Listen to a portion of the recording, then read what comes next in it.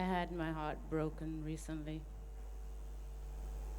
It was a kind of broken where discomfort seemed to settle permanently between my heart and my chest, like something was stuck there, like swallowing down a meal whole, or a woman getting old, or what I've been told a black hole to be. A cold place where space and time are crunched in together so tightly that nothing, not even light, can escape it. That kind of broken. And I could swear, were you to put your heart and my heart next to each other, the sound that it would make would rattle through your entire body like an echo through an empty drum. Ba-dum, ba-dum, ba-dum, ba-dum! But I was wrong. When I listened to it closely, I heard it beating quite happily, in infuriatingly the same way as always. Ba-boom, ba-boom, ba-boom. Impervious, detached, callous, ba-boom, ba-boom, ba-boom. A veritable ba-boom machine. Ba-boom, ba-boom, ba-boom. Not paying any attention to my state of emergency. And I began to wonder if this cataclysmic catastrophe, this Shakespearean tragedy that kept me awake at night, that slipped poison into my sleep and propelled fevers in my mind, was nothing but a web of fantasy spun by some malicious little fairy. To be absolutely sure, and in hope of finding some kind of cure, I had to return to the place where it all began. So I traveled back in time before the loaded baggage of boyfriends and heartbreaks and tears, before the partiality of all the colored myths I'd picked up along the years, back to the drawing board of dreams and the birth of fears, back to once upon a time. It was a windy, rainy night, dark and cold outside, whilst inside, under thick covers tucked in tight, there's little me, aged 5.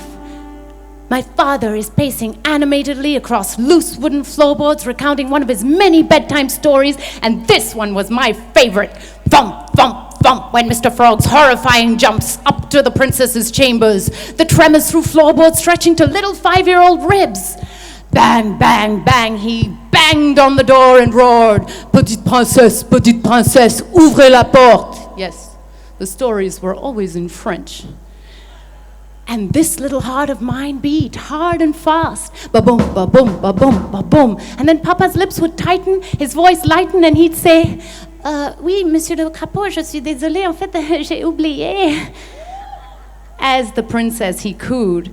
And the story would continue down many avenues, depending on the narrator's mood, but it would always end the same way. Une princesse doit toujours garder sa promesse. A princess must always keep her promise. And so, most reluctantly, little Miss Princess swept up the tiny little frog, toad, scrunched up her nose in disgust, and kissed Mr. Frog. Lo and behold, a handsome prince was her reward. Yes, that is definitely where it all began. Ba-boom. While I lay quite still in the dark, my fancies ran. Ba-boom. Ba-boom, ba-boom. Who was this dear prince? Ba-boom. Where was he hiding? Ba-boom. And did I really have to kiss every frog along the way to find him? Ba-boom, ba-boom, ba-boom. Heavy as the weight of imagined expectations on a little girl with these forged revelations, which she would and did carry into adulthood, like dragging a ball and chain to a party, slipping it under my designer gown when almost ready, trying to jam my foot into a Jimmy Choo, like an ugly sister trying to impersonate Cinderella's impossibly slender foot in the hope that my dear prince might recognize his boo. And speaking of shoe, I quickly learned that red ones are taboo.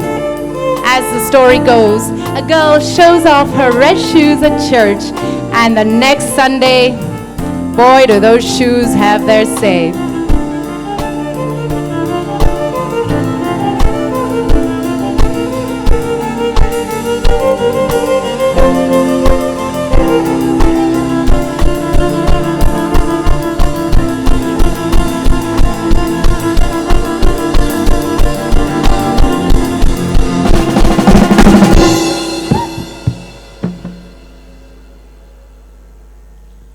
The poor girl did find release from her wicked shoes.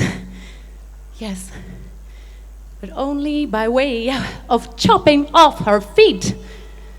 Geez, the stuff of fairy tales came with big warning signs in colors easy to recognize. Thankfully for me, it was only black Bada shoes and that navy blue knitted sweater look, so I didn't really learn to show off. Well, not until Mark and Bennett Facebook, anyway. But that didn't stop men from taking a look, getting a feel, feeling what they took. And the confusing part is they weren't the Baba Dok, Dok, Dok. They weren't cloaked in black. They weren't bad, evil men. They were princes, brothers, and friends that I just didn't want to offend. Though no one has tried chopping off my feet, I have suffered from that dainty disease that a princess must never displease. I have smiled my best smiles through gritted teeth and withstood chants from medieval internet memes most gracefully. And all the while, this listless heart just kept its beat. Ba-boom, ba-boom, ba-boom. Whilst I was becoming a lady, abandoning my garden gnomes for grown-up fellows, this persistent heart followed me home like a metronome. Ba-boom, ba-boom, ba-boom. When Jack and Jill went up the hill to, fetch a pail of water, did I not think twice about where I would saunter before tumbling down into promiscuity?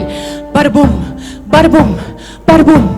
Bada-boom, is that the sound of my prince galloping, coming to my tower? Rapunzel, Rapunzel, let down your hair. And I'm Rapunzel, and I'll let down my hair. Uh-huh, uh-huh, uh-huh. And he climbs up it, ouch, ouch, ouch, ouch, ouch, ouch, to come and rescue me. Dear Prince, have you thought about a ladder and a pair of scissors? Or are you secretly happy to have me locked up in here so you know where to find me? Do you know the story of the princess and the pea? She couldn't sleep, despite 100 feather mattresses, because underneath them all there was a pea. I mean, seriously, a fucking pea. That is some serious OCD. I wouldn't need a prince, I'd need a therapist. And dear Prince, if I treated me too much like a princess, don't become that pea under my mattress, all right? Yeah. And honestly, if I lived with 7 dwarfs, and one of them was called Happy, I don't know if I'd want a prince to come and rescue me. No, especially if the first thing that occurs to him when I'm choking on a piece of apple is to kiss me. Dear Prince, I have this recurring dream that I am the frog and you have to kiss me. Or you're Beauty and I am the Beast. And you have to teach me how to sip my soup quietly, how to lay my hand on you gently, how to love me when I'm big and hairy. Big and hairy, like Bluebeard, the monster man who kept all his dead wives locked up in the cellar and then left the key, surely so his newest beauty would find it and slowly go down and be in danger of discovering the secrecy. Because that is how we warn against feminine curiosity. Eve, Pandora's box, Lot's wife, side key. Why while some deviling imp on his mountaintop is chanting, "The queen will never win the game, for Rumpelstiltskin is my name." Oh, we queens kept manipulating the game and keep learning the name of danger because we still have daughters being promised to imps like something up for sale. These are not fairy tales. They're true stories. Like Hansel and Gretel, set in a time of famine where children were abandoned and left in the hands of cannibals. Can our future fairy tales be about anything but war and survival? And I've been worrying for you too, dear prince. It cannot be easy to be Jack, climbing a beanstalk and hiding from giants. Fee, fi, fo, fum, ba-dum, ba-dum, ba-dum, ba-dum. Or losing to midnight magic, looking for a pumpkin wagon. Where'd she go? Where'd she go? Where'd she go? Where'd she go? Or becoming a barbecued feast to some fire-spitting dragon. And when you have finally reached the greatness that is expected of you, you're fitted into the emperor's new clothes, ooh, and shamed for having an ego. It's confusing, dear prince, I know. Be good, but fight. Be brave, but not too bright. Go where no man has gone before, but come back at night. Be a man, be a gentleman. Open the door, don't open the door. Be tough, but smile. Be tender, but virile. Be quiet when you cry and don't complain if you die.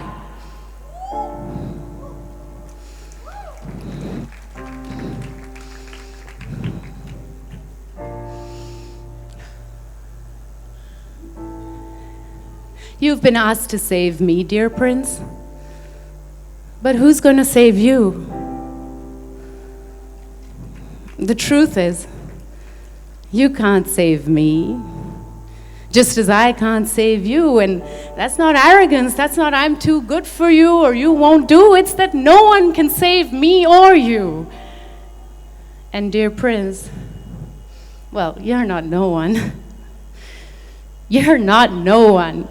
You are the sum of every bit the years that shaped you long before we had even begun. You are the sun that went round the world before rising for me, and I am undone every single time you come back round to tickle me with your warm tongue. And each dark, cold night that you're gone doesn't have an inch on the moment I open my eyes to your light. Dear prince, you won. If you listen to your princess, I must confess, I think about babies and telling them bedtime stories. And I imagine them listening wide-eyed while we tell them perhaps how a witch is a strong woman misunderstood by her society, or how as we speak, organized crime and religion and media hype are casting spells on entire nations. How Alice in Wonderland felt to be all of a sudden too big or too small to live in a world where she is to hunt or be hunted, to be alive every moment and not take anything for granted. We'll tell them how sometimes people drink magic potions or take drugs in order to paint away the pain. How today's wizards are political thugs who stamp out our questions with their powerful staffs. And today's trolls are still trolls. We'll tell them fairy tales about heroes that nobody knows because they chose to remain equals. About villains that rose against nature, forgetting their proper place as vultures in a food chain. About love not having happy endings, but being a series of undulating unendings. We'll tell them fairy tales about how sometimes people just fail.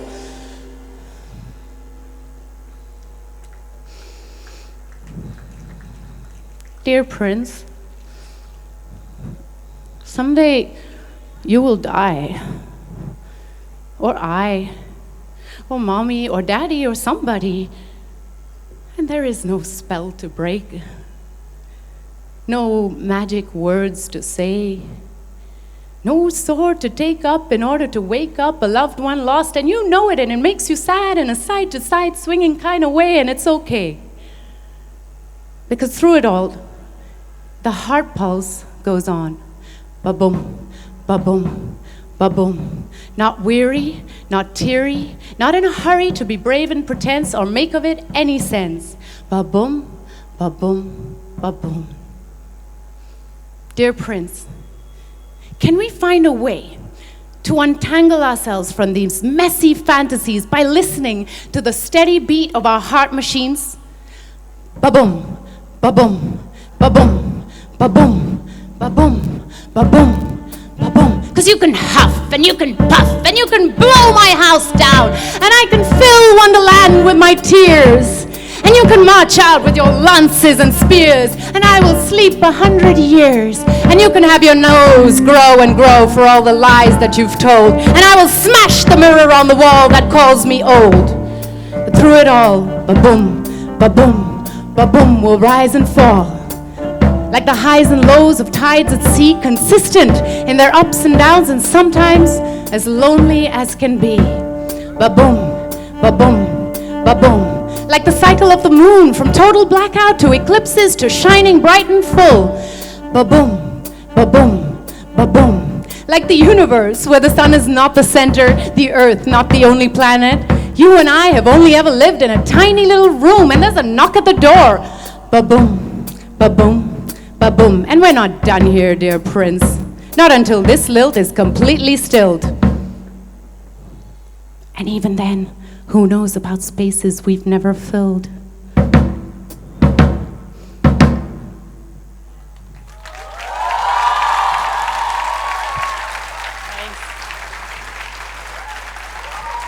Thank you, thank you, thank you, thank you.